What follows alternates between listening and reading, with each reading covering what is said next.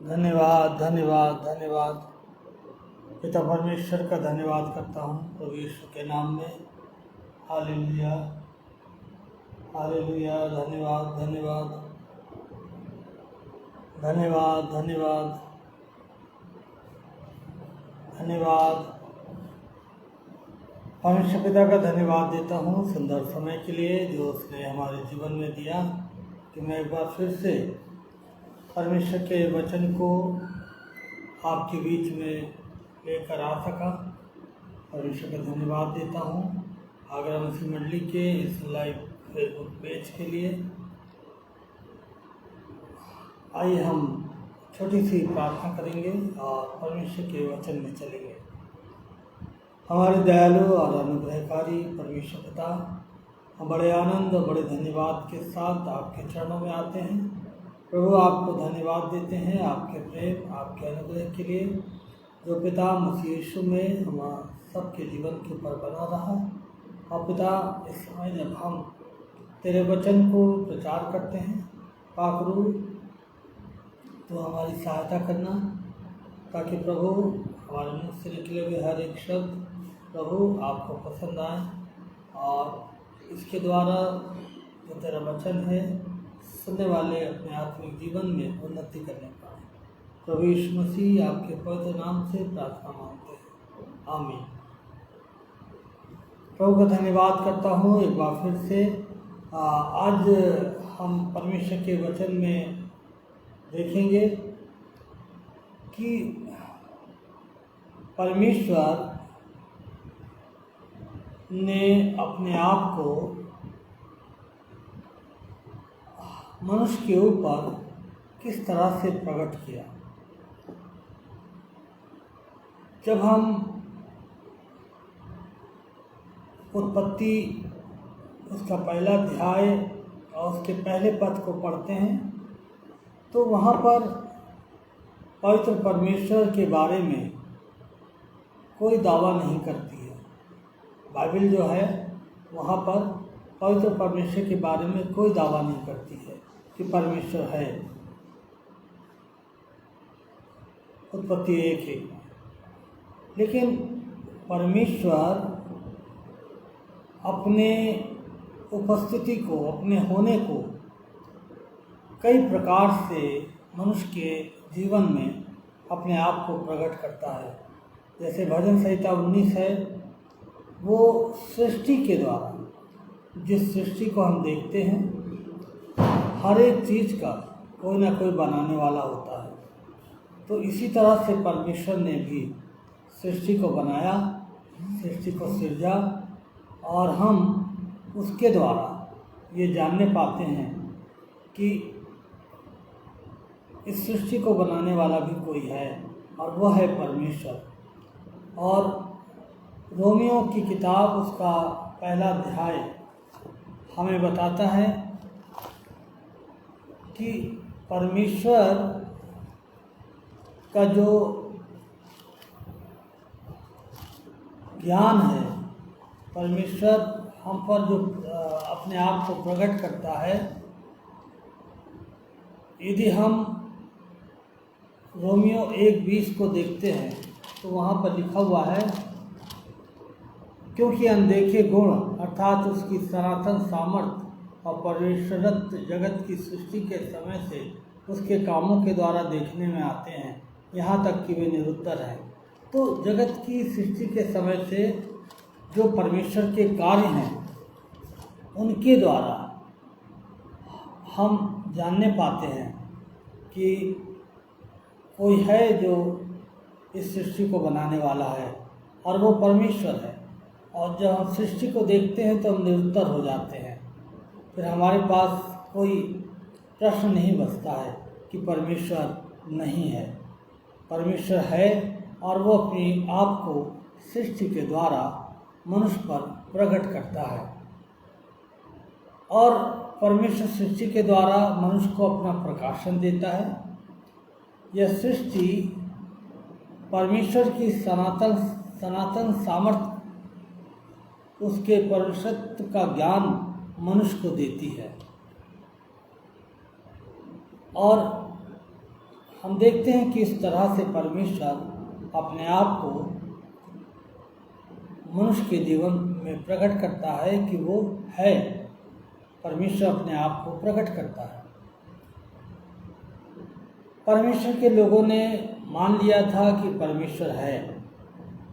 जब हम पुराने नियम को देखते हैं, पढ़ते हैं, तो हम इस बात को पाते हैं कि उस समय के जो परमेश्वर के लोग थे, जो परमेश्वर के भक्त लोग थे, उन्होंने इस बात को मान लिया था कि परमेश्वर है।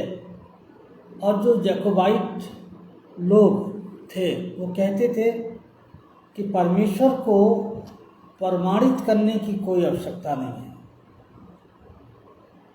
परमेश्वर को हमें किसी भी तरह से प्रमाणित करने की आवश्यकता नहीं है कि परमेश्वर है, क्योंकि सृष्टि के द्वारा वो हम पर अपने आप को प्रकट करता है और हमें अपना ज्ञान देता है और हम इस कारण से निरुत्तर हो जाते हैं। तो निर्गमन उसके 3 अध्याय उसके 14 पद में परमेश्वर का वचन मूसा से कहता है, जब मूसा पूछता है कि मैं उन मिस्रियों को, उन इस्राएलियों को क्या बताऊंगा कि मुझे किसने भेजा है। तो परमेश्वर ने कहा था, मैं जो हूँ सो हूँ, जिसका नाम मैं हूँ। तो परमेश्वर यहाँ पर भी मूसा पर अपने आप को प्रकट करता है कि वो एक सनातन परमेश्वर है, सामर्थी परमेश्वर है, जिसने आकाश और पृथ्वी की और मनुष्य की रचना करी है। और दूसरी बात, परमेश्वर अपने आप को प्रभु यीशु में प्रकट करते हैं ताकि प्रभु यीशु मसीह में होकर लोग परमेश्वर को जान सकें। जब प्रभु यीशु मसीह इस संसार में आए तो उन्होंने बहुत सारे आश्चर्य कर्म किए जो एक मनुष्य नहीं कर सकता था। और यीशु मसीह ने कहा कि मैं परमेश्वर की ओर से आया हूँ और मैं इसलिए आया हूँ ताकि उसके गुण प्रकट करूँ। तो यीशु मसीह ने उन आश्चर्य कर्मों के द्वारा, उन मुर्दों को जिलाने के द्वारा, अंधों की आंखें ठीक करने के द्वारा, गूंगों को बोलने की सामर्थ्य देने के द्वारा, लंगड़ों को चलने की सामर्थ्य देने के द्वारा ये प्रकट किया कि वो अपने इन कार्यों के द्वारा परमेश्वर को प्रकट कर रहा है। लेकिन उस समय भी लोगों ने प्रभु यीशु मसीह के ऊपर विश्वास नहीं किया। लेकिन यीशु मसीह के आने का इस संसार में यही उद्देश्य था कि लोग प्रभु यीशु मसीह के द्वारा परमेश्वर को जान सकें। और यीशु मसीह ने हर तरह से अपने आप को उन कार्यों के द्वारा जो केवल परमेश्वर कर सकता है, अपने जीवन से परमेश्वर को प्रकट किया। बहुतों ने विश्वास किया और बहुतों ने विश्वास नहीं किया। और हम देखते हैं कि यीशु मसीह ही इकलौता व्यक्ति है जो मरा और तीसरे दिन मुर्दों में से जी उठा। कोई भी मरकर जी नहीं उठा, क्योंकि यह संभव था कि वो कब्र परमेश्वर को बांध कर रख सकती। वो परमेश्वर था यीशु मसीह, और यह संभव था कि कब्र उसको अपने में कैद करके रखती। यीशु मसीह जी उठा और हम देखते हैं कि उसने अपने आप को चेलों पर प्रकट किया। वो जब चेले डर के मारे कमरे में बंद थे तो यीशु मसीह उस कोठरी के भीतर गया जबकि द्वार बंद थे। तो ये कैसे हुआ? उसने इस बात को प्रकट किया कि मैं परमेश्वर हूँ। परमेश्वर आत्मा है और आत्मा की हड्डी और मांस नहीं होता है।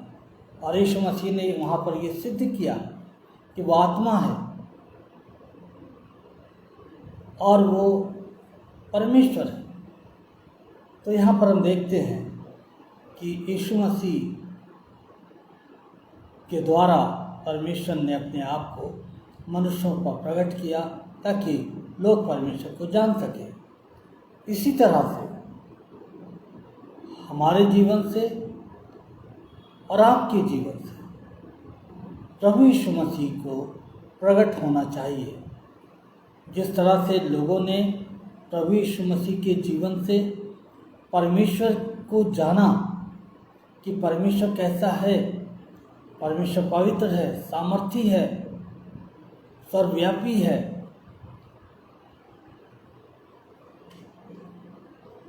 इसी तरह से हम जो विश्वासी लोग हैं, हमारे जीवन से भी प्रभु यीशु मसीह प्रकट होना चाहिए ताकि लोग प्रभु यीशु को हमारे जीवन, हमारे कार्य, हमारी बातचीत के द्वारा जान सकें। लेकिन बहुत बार यीशु मसीह हमारे और आपके जीवन से प्रकट नहीं हो पाता है। मानव जाति की जो कमजोरियां हैं, जो दुर्बलताएं हैं, जब तक मनुष्य पाप में रहता है वो यीशु को प्रकट नहीं कर सकता। हम यीशु को अपने जीवन से तभी प्रकट कर सकते हैं जब हम संपूर्ण रीति से अपने जीवन का समर्पण उस परमेश्वर के हाथों में करें और एक ऐसा जीवन जो पाप करने के द्वारा पापी नहीं बना, बल्कि वो पापी है और इसलिए उसकी संगति परमेश्वर से टूटी हुई है। जब वो पश्चाताप करता है, विश्वास करता है यीशु मसीह पर, तो उसका संबंध परमेश्वर से हो जाता है। और उसके बाद अब विश्वासी को एक काम करना होता है कि जो पवित्र आत्मा उसको दिया गया है बयाने में,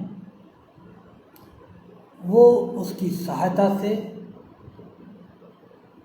परमेश्वर के उस स्वभाव को जिसे यीशु मसीह ने प्रकट किया। यीशु मसीह के अंदर दया थी, प्रेम था, तरस था और वो पवित्र था और उसके अंदर किसी तरह का पाप नहीं पाया गया और उसके अंदर से परमेश्वर की सामर्थ प्रकट होती थी। वो मुर्दों को जीवित करता था, वो अपने सताने वालों को आशीष देता था। इसी तरह से हमें भी अपने जीवन से, जैसे यीशु मसीह ने परमेश्वर को प्रकट किया, हमें भी अपने जीवन के द्वारा, कार्यों के द्वारा, बातचीत के द्वारा परमेश्वर को प्रकट करना चाहिए। और यदि हमारे जीवन से परमेश्वर प्रकट नहीं हो रहा है, यदि हम निरंतर पाप में बने हुए हैं और पाप में जीवन व्यतीत कर रहे हैं, तो आवश्यकता इस बात की है कि पहले हम परमेश्वर के पास जाएं विश्वास के साथ और पश्चाताप करें और उससे कहें कि परमेश्वर तू मेरे पापों को क्षमा कर। इस बात को जानते हुए कि परमेश्वर सच्चा है, परमेश्वर है और एक दिन वो हमारा न्याय करने के लिए आने वाला है। तो परमेश्वर चाहता है कि जैसे उसने सृष्टि के द्वारा अपने आप को प्रकट किया, यीशु मसीह ने अपने जीवन के द्वारा परमेश्वर को प्रकट किया, उसी रीति से मैं और आप भी अपने जीवन, अपने कार्यों और अपनी बातचीत के द्वारा परमेश्वर को प्रकट करें। परमेश्वर का पवित्र आत्मा निरंतर मेरे और आपके साथ है। वो हमारी सहायता करने के लिए तैयार है ताकि हम इस जीवन में रहते हुए अपने जीवन के द्वारा प्रभु के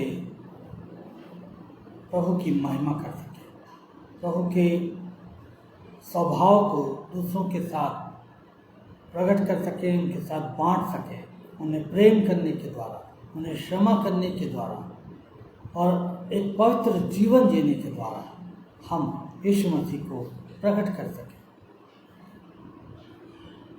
प्रभु हमारी और आपकी सहायता करें ताकि हम और आप निरंतर अपने जीवन से परमेश्वर यीशु मसीह को प्रकट कर सकें और लोग मेरे जीवन से और आपके जीवन से परमेश्वर को जान सकें। तो परमेश्वर इन वचनों के द्वारा आप सबको बड़ी आशीष दे और पवित्र आत्मा और परमेश्वर का जो अनुग्रह है वो हमारी और आपकी सहायता करे, ताकि जहाँ पर हम कमज़ोर पड़ जाते हैं हम पवित्र आत्मा की सहायता लें, उससे मांगे कि परमेश्वर पवित्र आत्मा आप मुझे ऐसा जीवन दीजिए कि मैं यीशु मसीह को अपने जीवन से प्रकट कर सकूं और मेरे जीवन से लोग यीशु मसीह को जान सकें और उसकी महिमा हो सके। परमेश्वर इन वचनों के द्वारा आप सबको आशीष दे। आइए हम प्रार्थना करें। हमारे दयालु और अनुग्रहकारी परमेश्वर पिता, हम धन्यवाद देते हैं आपके जीवित वचन के लिए।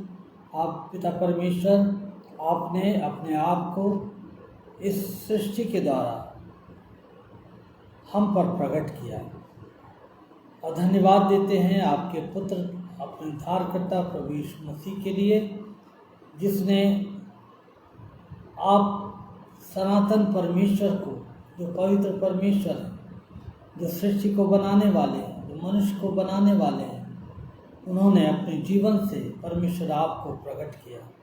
वैसे ही परमेश्वर आप हमारी सहायता करें कि हम भी अपने जीवन के द्वारा यीशु मसीह आपको प्रकट कर सकें और प्रभु वो ज्योति